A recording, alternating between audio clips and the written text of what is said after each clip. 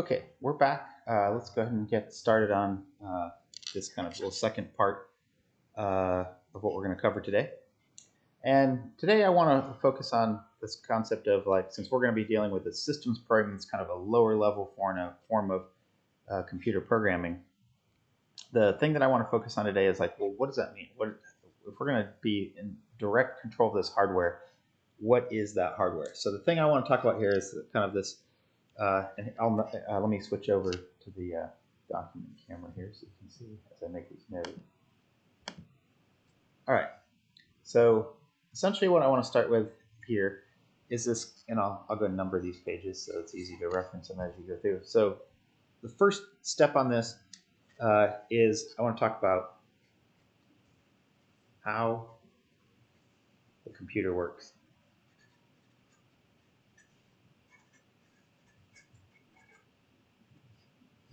And in order to talk about that, and the reason that I want to talk about that is that it's surprising to me that there are a number of programmers and computer scientists who just simply don't know how computers work, that they really don't have a good understanding of the way that the computer works kind of inside of the computer itself. Let me try to adjust the focus on this one. Okay, that's a little better. All right, so this is something that I've kind of figured out on my own, but once you have this conceptual understanding of it, it can be a really powerful thing to understand. Now, I've taken programming classes before and seen textbooks that have this thing, and they start off with, how does a computer work? And a lot of times they start off with this diagram, and it'll look something like this. And maybe some of you have been in a class or seen a book that has something like this, but it'll have these boxes. And this one is kind of in the middle. There's one over here on this side. There's one over here on this side. And then sometimes there's like this bonus box down here, and basically you have the labels on these like input, output, and then down here we've got like usually storage, and up here this is labeled like processing. And then we've got these cute little arrows that connect these things, something like that. And maybe you've seen a diagram like that before in a textbook, or you've had that diagram in a programming class before. But the thing about it is, this diagram is totally useless. This doesn't really tell us anything about how computers really work. It's basically a generic diagram that could be used or presented for pretty much anything. So you cannot look at this diagram and then disassemble a computer or go to program that computer and learn anything from this. This is a totally worthless diagram. I don't even know why they put it in those books, but it's pretty stupid. And as an example, notice that if this is how a computer works, you could make this same diagram for other things, like we could say like how a goat works. And you might have like over here like grass and garbage. It's like trash. And then that feeds into the goat. And then out of the goat comes poop and noises. So there's our output. And then down here,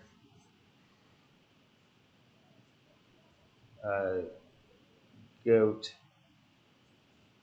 stuff, goat insides. And they say, okay, now let's operate on that goat. Now we're ready for graduation from the vet school. And so you can kind of get a sense of seeing how ridiculous this diagram is. And the thing that always bothered me about that is that once I learned how computers really worked, the real diagram isn't really that much more complicated. But it applies to every computer system that you would ever see. So let's take a quick look at the way that the computer really works. And the reason why this kind of disturbs me is the real diagram is not any more complicated. In fact, it's just as simple, but it's the way computers really work. Now, to get to that point of that diagram, so let's go ahead and go on to the next page here. So this is going to now be page 2.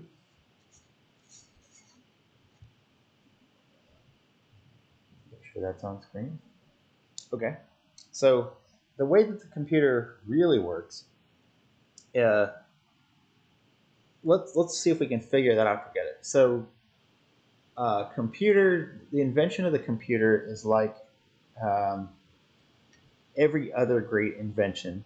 Started with like one simple idea that then somebody was inspired by to create an invention like a computer. And we're going to kind of figure out what that kind of initial inspiration was. And then we are going to look at a diagram that's much better than that last one for how the computer actually works. And to figure out what that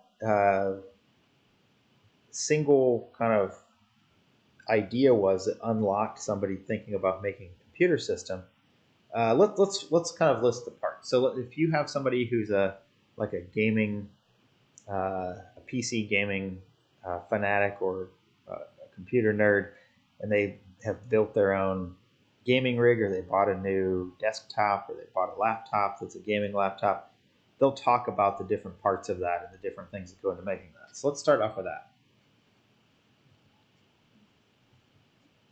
So parts of a computer. So those people might talk about like, oh, I've got the next or the newest whatever processor it is, Intel Core i9 or Ryzen or whatever.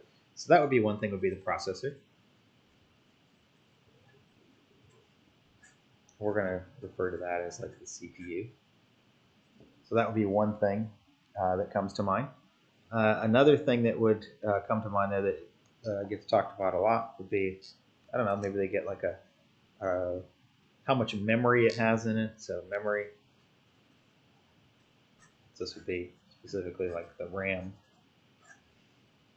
which is basically the main memory of the computer system.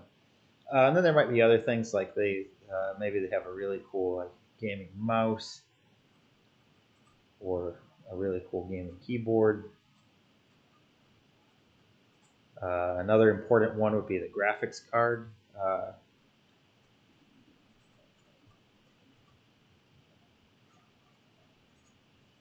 Or GPU. Maybe they would also mention something like the case, or maybe the storage in the form of not the memory like that, but in the form of like a hard drive.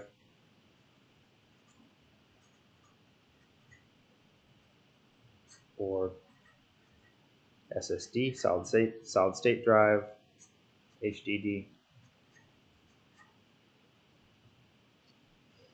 So hard disk drive, solid state drive. So something like that they got. And there may be some other things that would be mentioned as well. There could be like the sound card, there could be like the power supply.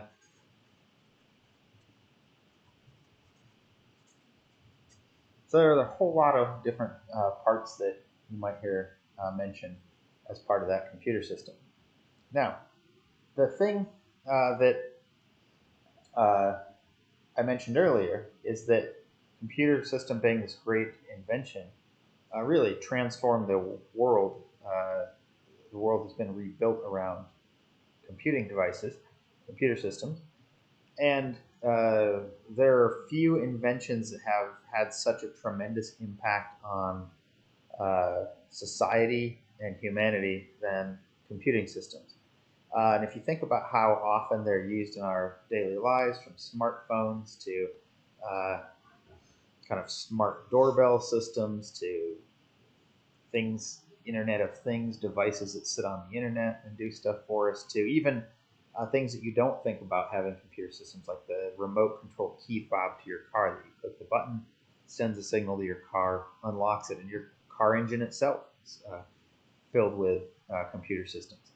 So there are a few things as transformative as computers in society. Maybe you could add like the internal combustion engine as one of those things, or the airplane, like manned flight could be one of those things, maybe the wheel or the plow. But there are very few things on that list that are as transformative as computer systems. But in the history of the development of those, it all came back to kind of one of these things kind of sparking the idea of somebody wanting to make this computer system. So let's see if we together can go through and eliminate some of these and figure out which thing came first out of this list. Now, power supplies were around, but nobody looked at a power supply and thought, you know what? I'm going to make a computer out of that thing. So that, even though that kind of was around before that, and cases for things like radios and TVs were around, nobody looked at like a wooden box and thought, or a Bakelite box way back in the day, and they thought, you know what? I'm going to make that thing do some computation for me.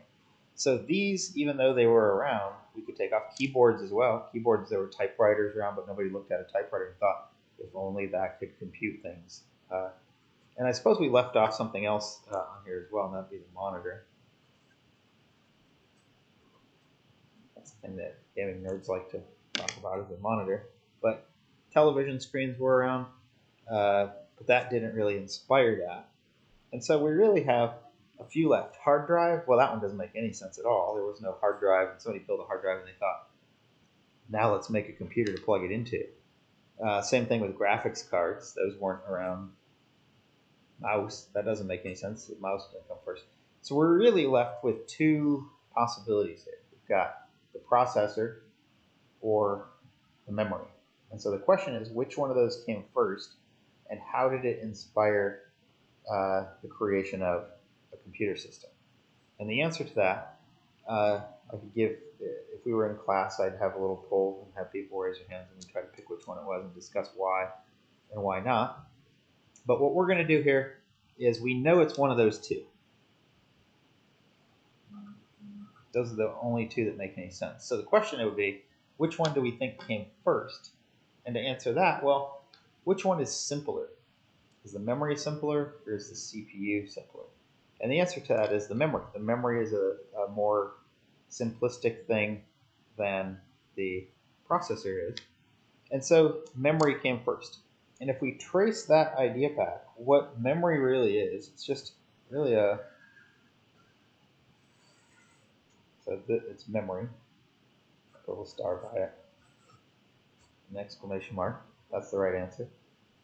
So for completeness, let's go and cross off processor. And then over here, let's write memory. Now, what memory is, it's really dates back historically to a guy named Herman Hollerith. Is kind of where at least the commercial beginnings of this thing came from. But way back in the 1890s, there was a U.S. census that was going on. And they wanted a way to come up with a way to reduce the amount of manpower and improve the accuracy of the U.S. Census from back then. And up until that, the way census counts were done, it was all done manually. You'd have people, you'd fill out the form, some other people, an army of people, the workers would look at those, they would tabulate all of the things. Here's how many people live in this district, here's how many live in that place, here's how many are males, here how many are females, here how many are this age group, and this age group, and this age group. And it was a really labor-intensive process. So imagine having to do that across hundreds of thousands and millions of census forms and have a group of people just manually count all those up, add them up, and get the results from that.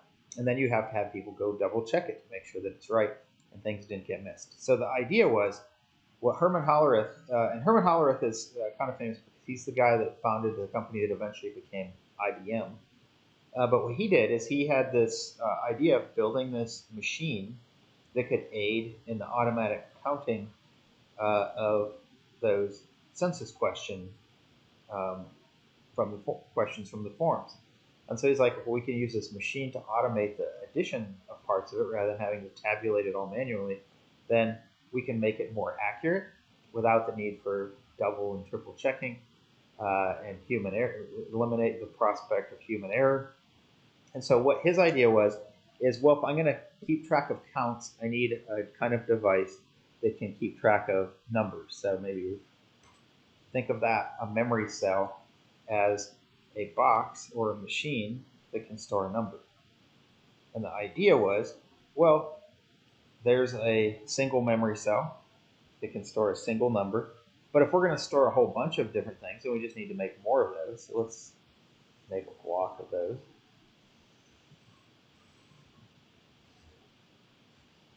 And then each one of those memory, if you can make one machine that does that, then you can make a bunch of them and stick them together. So here's an array of these machines that can each store a number. And so there's our original one is 0, but you can store numbers like 10, 100, 231, 46, 92, 65, whatever. We can store those in those numbers in those memory boxes. So relatively simple. Now, how do these work? We'll get into that a little bit later, but they created these things that could just store those things, and if you looked at the form, you could tabulate it and it would add to the different things and you'd get this number out of it. Now, the idea of how did this lead to a computer system? Well, that becomes pretty obvious when you think about somebody looked at this setup and they said, we have machines storing numbers for us. And as humans, they thought, well, if these are numbers of counts of different districts or different age groups, and we want to add all those together, what if we can make a machine that stores numbers, can we also make a machine that does stuff with those numbers and manipulates them the way that we as humans would like to manipulate them? In other words, add two numbers together and get a result from that. Maybe subtract one number from another one or multiply one by another one. So the idea was that, kind of moving on here, page 3.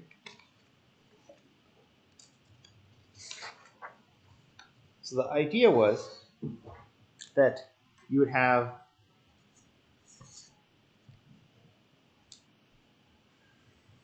this memory, which is really just a collection of these devices that can each store a number in a cell.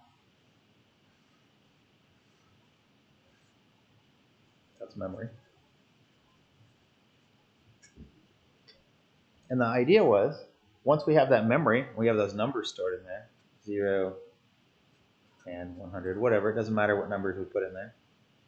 231, 46, 92, 65, and I drew this memory a little bit larger this time, so we'll add another 0, and we'll add a 1, whatever. It doesn't matter what we're putting in, it's just numbers being stored in these devices. So the idea was, okay, if we have a machine or device that can store numbers, can we also make a device that manipulates those numbers? And that's where the concept of creating a processor came from. So over here, I'm going to call this the CPU, or processor. And all that is, it's a device that can access these boxes in memory, these little devices in memory, take the number out, perform some simple operation on them, and then put the number back. Now, in order to do that, we have to have a way to connect the processor to the memory. So I'm going to draw this connection on there. It allows the memory boxes to be connected. And I'm going to put like a little latch or a door. Think of it like a door on a mailbox that the processor can open up to reach into that memory box to get the contents of it. Now, inside the CPU, it's going to need to hold those numbers temporarily while it does those operations. So inside of here, I'm going to put a couple little memory boxes inside of it, the CPU as well. And those memory boxes inside of there are called registers.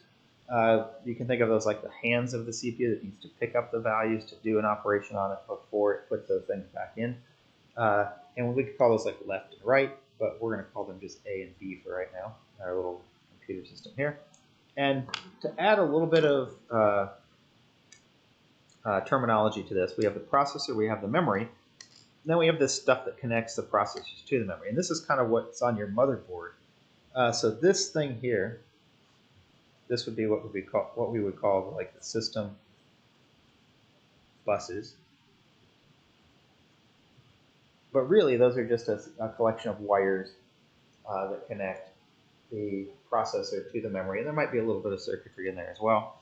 But that's the way that the processor connects to memory. So when you plug your memory into your PC, it's plugging into a set of wires that allow the contents of the memory, the numbers, to travel across those wires to the CPU. And the CPU has these memory locations inside it that it can pick up a number, hold it, perform an operation, and then do something with it. Now, one of the interesting things is the CPU is really not that complicated. The circuitry that's inside there is really just some simple machines, just like these store numbers. It's simple machines that manipulate the numbers. And the instructions that are inside of here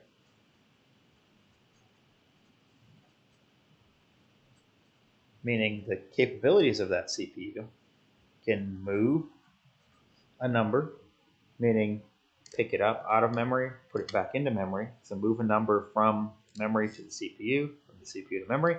And then simple things like add, subtract, multiply, divide, or compare to see if one number is bigger than another, something like that. So really simple, low-level instructions. So those are the instructions that the CPU is capable of.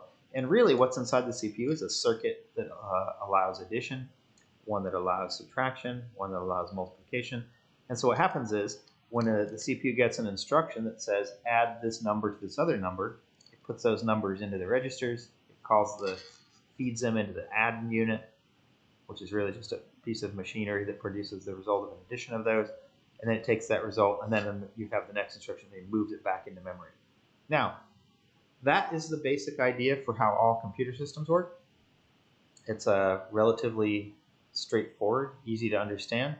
Not really that many more things going on than we had over here, where we had this in this kind of nonsensical, or at least not useful version of how the computer works. We've got some boxes and some arrows. Here we have some boxes, memory, processor, and the thing that connects them together. Now, this is how the computer works, and this is going to be important for us in this class because we're going to be programming this thing at a very low level. And so we're going to program it in a way that moves things out of memory, moves things into memory. Or these instructions here, I wrote these little 3-letter abbreviations for things. Those are called assembly language, or a language of the processor instructions directly. We're not going to be programming in that. There are cases in your career or your education where you might be programming directly in that kind of low level like that. But in this class, we're going to be using C language, which translates into that for us. But still, it's helpful to know this is how the computer works. And this is true for not just your laptop or your PC or any other type of computer system, but they all really follow the same kind of model. They all have a memory, they all have a processor. The processor can access the memory, do stuff with it, and the processor just has some simple instructions. Now notice that with this diagram, the CPU, if that's all it can do are these simple things, it's not really smart, it's not thinking, it's not really a brain. I've seen textbooks and professors say, well, the CPU is like the brain of the computer, but it's not. It's just this collection of simple machines that can do simple things to data that came from memory, or to numbers that came from memory. And that's it. That's all that the CPU can do. So all the CPU does is execute instructions that are really simple that can either move data from memory into the CPU, perform one of these simple instructions on that data, and then maybe move it back when it's done with it. And that's it. Now, a couple questions that come up, though, is we go back to that list we had earlier on page 2, you'll notice that there's some things missing in our diagram. Right now we've got processor, we've got memory, And we kind of added the kind of motherboard slash system buses that connect everything together. But notice that we're missing things like mouse, keyboard, graphics card, monitor. The case, we'll just ignore that. That's just a box you put everything in. Hard drives, power supply just provides power. We can ignore that. But we're missing all these other things like the mouse, the keyboard, graphics card, and so forth. Hard drive. So where do those fit into this diagram? So there are really only three components here. Let's go and put like a kind of little numbers on these. So we have processor, we've got the memory, and then we've got down here the system buses. So that's really it. So the question here is where do the things like the mouse and the keyboard and the graphics card slash monitor and the hard drive, how do those connect to the system? Now your initial inclination might be, well, there's another line that comes out of the processor that's like the keyboard thing, so the processor can know what key you press. But that would kind of complicate the design of the processor by having special instructions that do things with that, do things with keyboards and mice, so they did not build it that way. So the way that this works is actually really, really clever. That the idea is the CPU only has these simple instructions like this, some form of simple instruction like that. That's all that it has. And so the question is, well, then how do you connect a monitor? So let's actually draw a little monitor over here.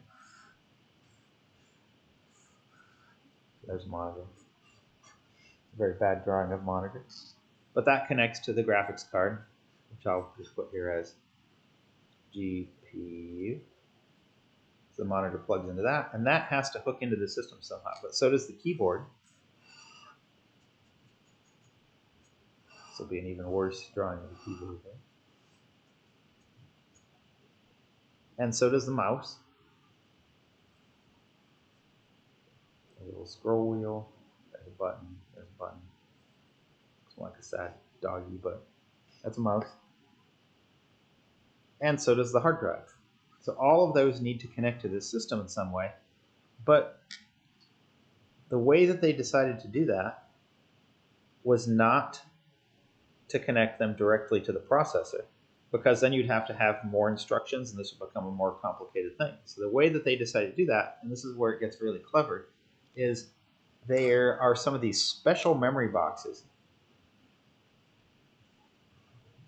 that actually this hardware plugs into. So in other words, if I want stuff to change on the screen, the CPU just sticks things into this memory location. It doesn't really, this memory box is connected to the GPU, which makes stuff show up on the screen. And the keyboard, when you press a key, it makes things show up in a certain spot on the computer. So you press the letter A, a number shows up in that memory box. So for the CPU to look at that, it has to have a program that moves something out of that box, compares it with something, and then does something based on that. So if you're playing a game and you press the A key, so you want to press that A key down to have the thing move to the left. The only way that makes something happen on the computer is the CPU had to have a program that moved things out of the special keyboard box, compared it with some other value to say, is it the letter A? And if it is, then take some action to move things out to the keyboard box or update things in memory to do that. So all of these things, they all plug into kind of special memory locations. So notice that some memory is special, it has kind of two doors on it. Some of it is just normal memory. And this is kind of what those chips on the motherboard do. Is they act as this, so the memory plugs in, but there's some other chips. If you ever looked at a motherboard or system, there's some other chips that then act as interface circuits to other external peripherals. And that's kind of what the GPU is too. The GPU is like a specialized processor that when the CPU sends stuff into there, draws things on the screen based on that. So that's our kind of overview or the diagram of how the computer works. And every computer system, no matter how big or small, no matter whether it's a mobile device like a smartphone, or if it's a key fob that has a processor in it, they all work the same way. The only difference is how much memory is there, what kind of processor is it, and In other words, what instructions does the processor have, and what peripherals or things are connected out here that connect into that memory. All right, so we're going to go ahead and take one more break here, and then after that we'll get to part 3. In part 3 we're going to look at and demystify some of this. So before I get to that, there are a couple questions I want to ask you, and that is, I'm going to go ahead and write these on this sheet so you can be thinking about those. So, questions.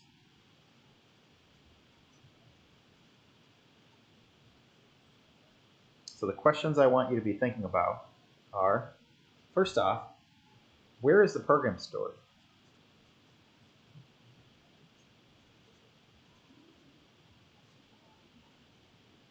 So we kind of mentioned earlier the program is just these instructions, but how do those get into the processor? Where do they come from? So where is that program stored? How does the processor or the CPU get access to it? The second question is, where is data stored?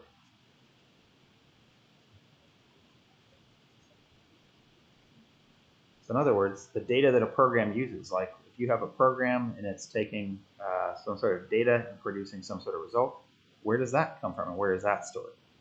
So that's the second question.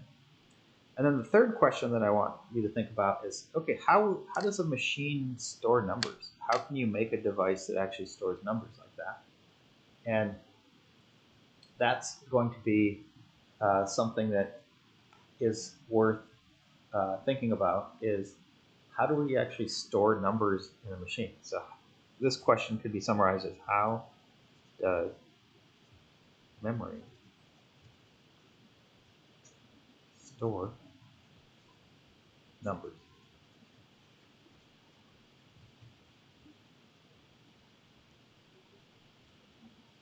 And I'll try to get that camera focused a little better. I think the light is a little low in here, so when I turn the autofocus on, it has a little difficulty, but I'll try to figure that out and get that focused a little better. But so the 3 questions: where is the program stored? Where is the data stored? And how does memory actually store those numbers like that? And so we're going to answer those after our break here. So let's take a little break and then go ahead and stop the recording. Part 3, we're going to dig in and answer those questions today. All right, so I'll see you here in a little bit. Go ahead and think about those questions. We'll answer them here in part 3.